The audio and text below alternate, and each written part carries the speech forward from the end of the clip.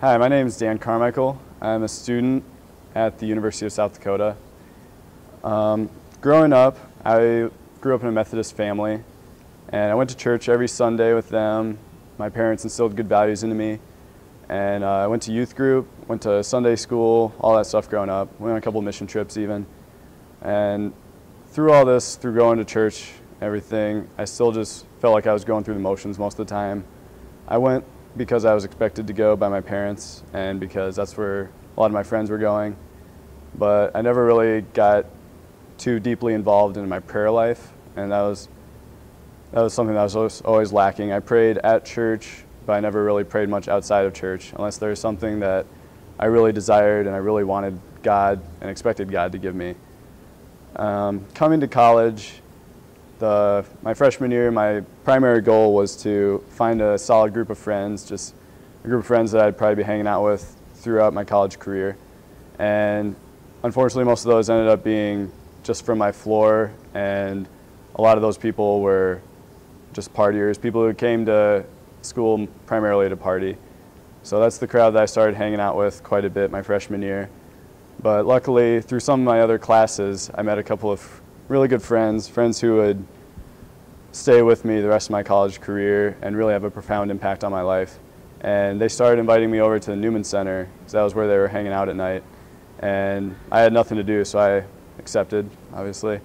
And I started going to Newman Center. The first night I went was a game night, and there was just a huge group of people there. They're all having fun. I had a great time, and I just looked forward to going back there again. So I would keep texting them, and they were always at the Newman Center hanging out, so I'd just show up there most of the time after classes were over and hang out there the rest of the night. And eventually I got into a Bible study. They invited me to their Bible study that they were all in with one of the Focus missionaries on campus. And I went through that Bible study, and I've actually stayed in that Bible study for the last 2 or 3 years. And at first I was just in the Bible study mostly as a social ploy, just basically to stay with that group of friends and to hang out with them more. But eventually I started getting more and more into it, and I kept coming around the Newman Center and getting involved with the events, all the game nights. I had a lot of good conversations with the missionaries, and all my friends, all the missionaries kept on inviting me to Mass, but I never really had the desire to go that much. I kept on going to my Methodist church in town, or else just going back home and then going to the Methodist church there.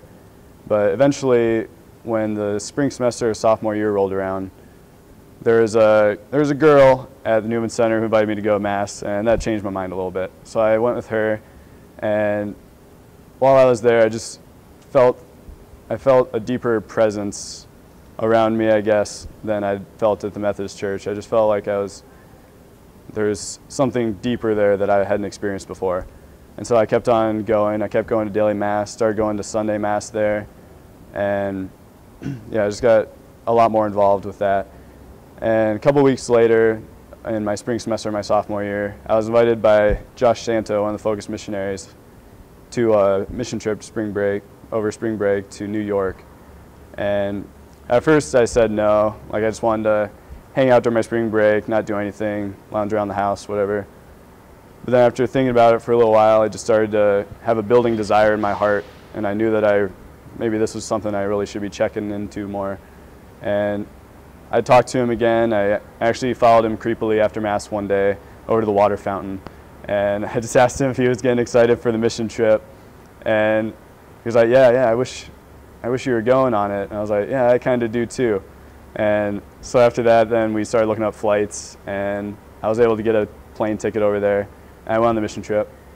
And while I was there, I got to see professional vows for the CFRs, and that was just the most joyful event I've ever been a part of, or I've ever been able to witness. Just the incoming CFRs and the brothers who were already there were just so happy for each other and to be in each other's presence.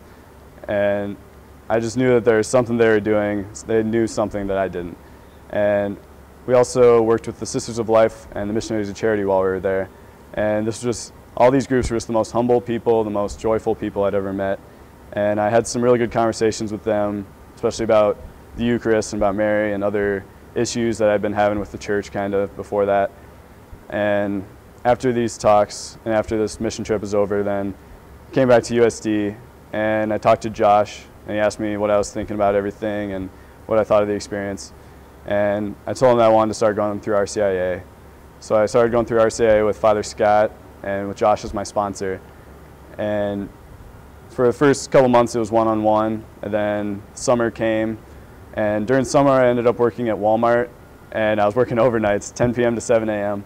And it just happened to work out that the Walmart was like 30 miles away from my house. And when I got home every morning about 7:45, I'd be getting back to Salem just in time to pray the rosary with old ladies of my church, and also to go to Mass then at 8:15.